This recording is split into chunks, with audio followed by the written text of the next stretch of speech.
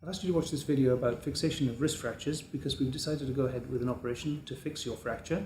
This video will cover all the pre-operative things that you can expect to happen, the things that will happen during the surgery, and what you can expect to happen after your operation. Clearly your wrist will take a while to recover to normal, and hopefully your wrist will eventually be normal, but that depends on the severity of the injury in the first instance. The operation is designed to mitigate the effects of the fracture that you've had, and with optimal fixation we should be able to get you very close to normal function again.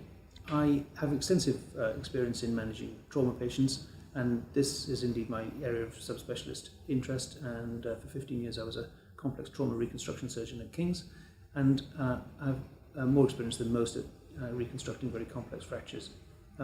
They are difficult, but thankfully we get good results in most cases. Most hand and wrist fracture fixation is done as a day case procedure. You'll come into hospital, change into a gown, be consented and marked on the ward and seen by an anaesthetist. It's usually done under general anaesthetic, unless you're talking about finger fractures, which are sometimes done under local anaesthesia.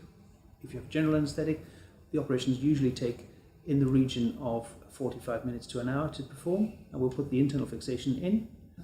I then usually put the patient into a bandage, and sometimes a cast is required depending on the stability of the fixation at the end of the procedure. We'll have had a discussion about this before the operation, and you'll expect a cast or not, as the case may be. After the surgery you can usually go home the same day. You will be given some painkillers because it's often quite painful for the first 24-48 hours. The typical risks of wrist fracture fixation surgery are, as with all operations, infection, number one, small risk, 2-3%. We'll give you some antibiotics during the procedure. As we put the implant in, we always give antibiotics as we put implants into wrists. Then secondly, stiffness. It's important that you get the hand moving, and if necessary we'll get you to see a hand therapist.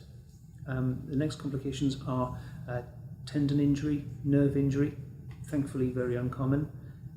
In fracture surgery the main adverse outcomes are non-union, that the fracture doesn't heal as we'd expect it to, or that we have a malunion, which is that the fracture doesn't heal in exactly the position we want it to, and there may be implications for that if the fracture isn't perfectly put back together or reduced, as we say.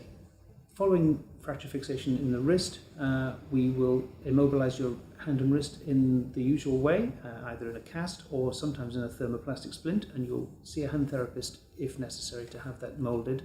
And you'll be given a set of instructions on exercises, and you can see the videos elsewhere on this website on how you can mobilize your fingers, thumb and wrist following fracture fixation surgery. Movement is quite important following fracture fixation surgery in the hand and wrist.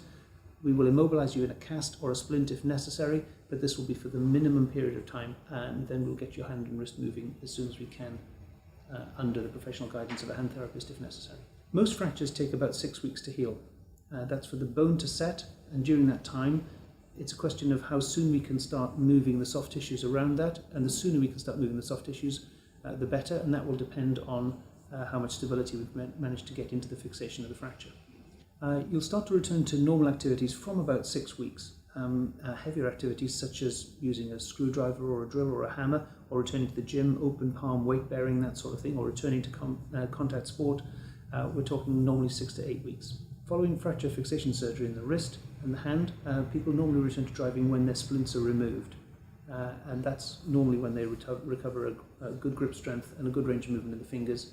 You shouldn't return to driving before that because unfortunately you won't be insured, and the DVLA standard advice is that, as your doctor told you, that it's safe for you to drive. This is normally about 4 to 6 weeks after these sort of injuries. If you have any concerns following your fracture fixation surgery, you should call the hospital ward or my secretary, and they will put you in touch with me, and we'll have a conversation over the telephone as soon as possible, and I'll see you in the clinic if necessary.